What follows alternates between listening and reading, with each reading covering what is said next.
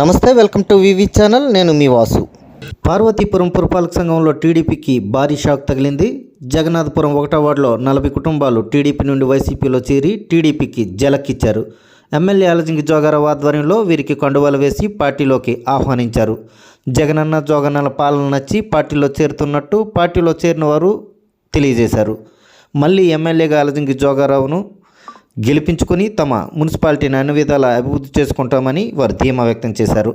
పార్టీలో చేరిన వారిలో పుట్నూరు లక్ష్మణరావు, వంశీకృష్ణ, ఐపోల్ నాయుడు, రాఘోలు ఆదినారాయణ, వీల కనకరాజు, టి భోజరాజులు, రాఘోలు దుర్గ, బి దుర్గలతో పాటు 40 కుటుంబాలు పార్టీలో చేరాయి.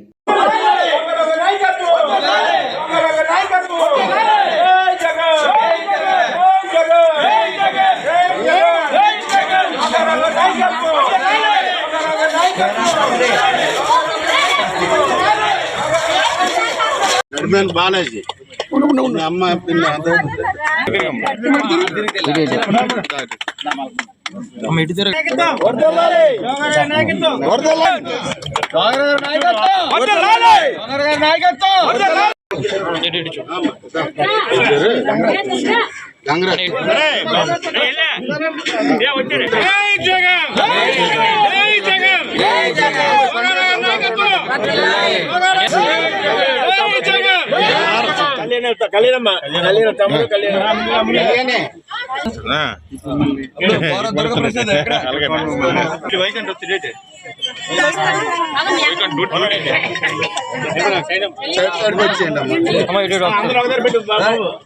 ఇది అయిపోయిన తర్వాత అందరూ ముందు